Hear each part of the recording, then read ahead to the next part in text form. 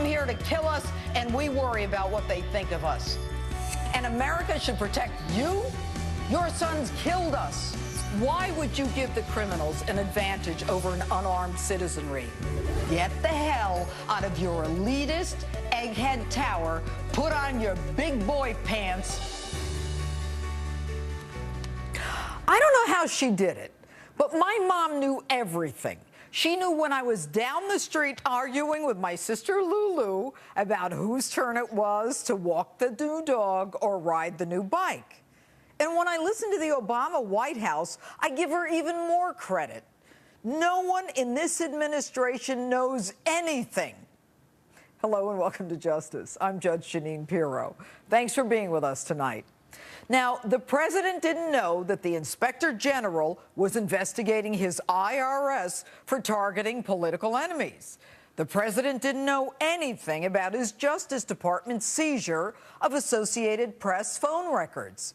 The Attorney General didn't know anything about his department's subpoena of AP records.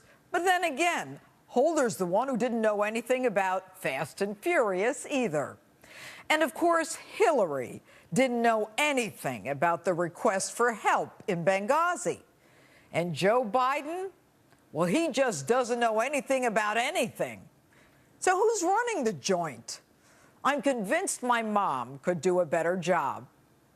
This week on full display, the White House reeling after revelations that the IRS targeted political enemies and the Justice Department engaged in the wholesale seizing of press phone records. So what to do? We are out there trying to hunt down the folks who carried this out, and we're trying to make sure that we fix the system so that it doesn't happen again. Weren't you going to do that with Benghazi? Not only did you not get the facts there, the truth is that you lied about the facts, didn't you? The truth is you didn't even send your investigators there for 3 weeks, giving the terrorists, the press, and anyone else who wanted the chance to rummage through classified documents that Ambassador Chris Stevens didn't even have a golden hour to destroy because your consulate didn't meet minimum security standards. But to the IRS, you really want to hunt down the folks that carried this out? I'll tell you where to look. You start with the IRS agents at the Cincinnati office, the guys you first tried to put all the blame on.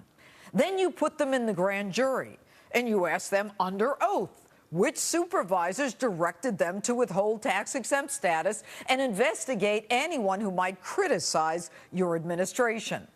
Now, you feds know how to do that. You do it all the time. And by the way, the system doesn't need to be fixed. Your administration needs to be fixed. So if you want the truth, tell your director of the IRS exempt division, the learned Lois Lerner, the one who says she's not good at math, not to lie to Congress, which she did when she said that her screening process was unbiased, when in truth, 2 years ago, she knew her agents were flagging all cases of anyone who might criticize your administration. But of course, Mr. President, you'll get to the bottom of this. I think we're going to be able to figure out exactly what happened, who was involved, what went wrong, and we're going to be able to implement steps to fix it. And we began that process yesterday by asking and accepting the resignation of the acting director there. So now you tell the acting director of the IRS, Stephen Miller, that he has to go. With all due respect, Mr. President, mindless Miller wasn't even there when all this happened. And he was leaving in a couple of weeks anyway. You think we're stupid? So you fire the acting commissioner, who wasn't even there when the wrongdoing occurred. But you give Sarah Ingram, the tax-exempt commissioner who was there, implementing this abuse of power, a plum assignment in charge of the tax agency that oversees the Obamacare office. And you want her to do what? You want her to oversee my health care? You want my health and my life in her hands?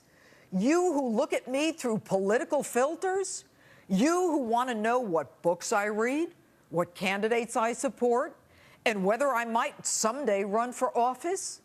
You and your IRS and Obamacare henchmen, or in the case of Benghazi, a lack thereof. You and your IRS Obamacare henchmen decide if I get that mastectomy, or if I get the prosthesis for that limb that got blown off because you can't listen to another country that goes out of its way to give us a tip about the Boston bomber, not once, but twice, about two terrorist dirtbags who you're housing, educating, and funding, who want to kill us?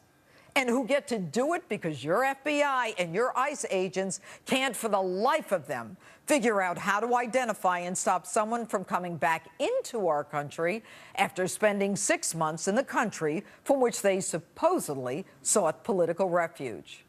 But, oh, I forgot. What difference at this point does it make?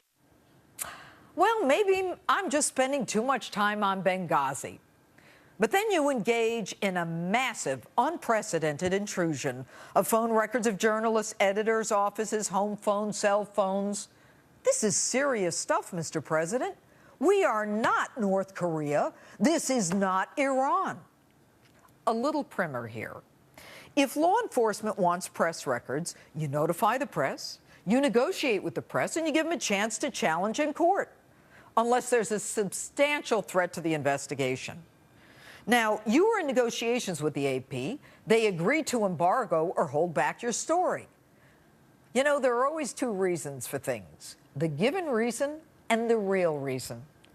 Mr. President, you were in the middle of a very tight presidential race, and you planned a press conference to beat that drum about how you dashed yet another terrorist plot. And when the very people you asked to embargo the story heard you were about to do the same story, they scooped you first, and they did it first. Time to maybe get even and target the press?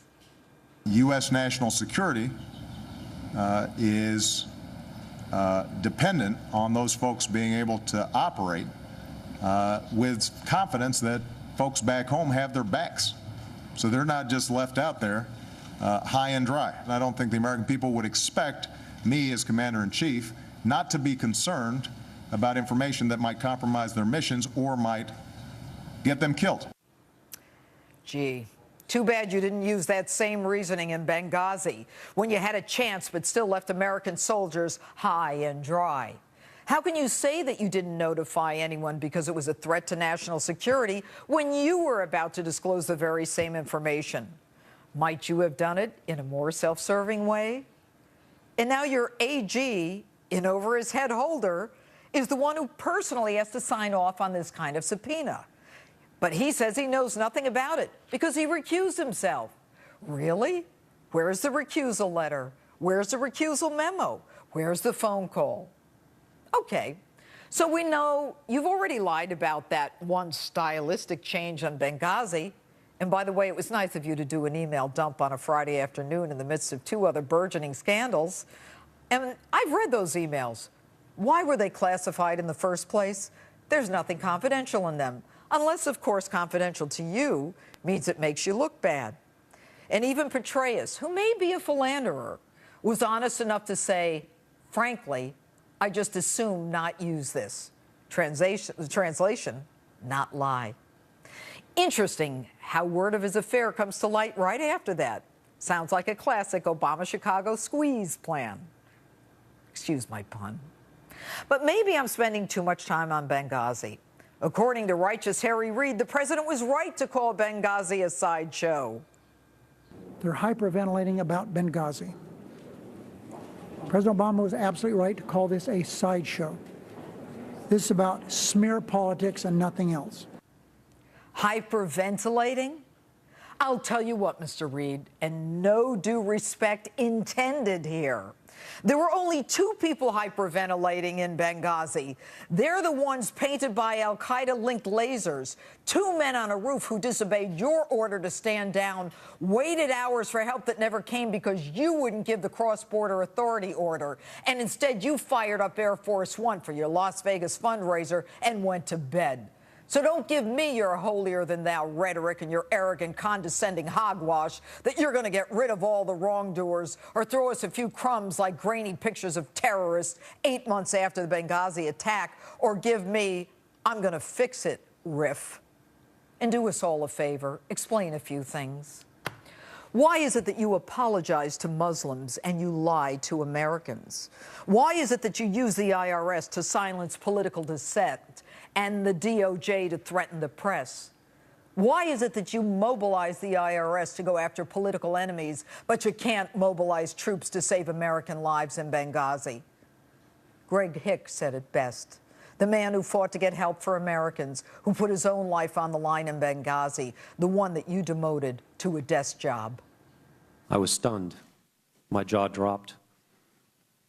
And I was embarrassed. You can't continue to embarrass us anymore. The American people want the truth. The American people can handle the truth. And we don't need your Jack Nicholson moment. You want answers? I think I'm entitled. You want answers? I want the truth! You can't handle the truth. We have the right to know it. We have the right to expect it. In fact, we have the right to demand it. I'm still convinced my mom could do a better job.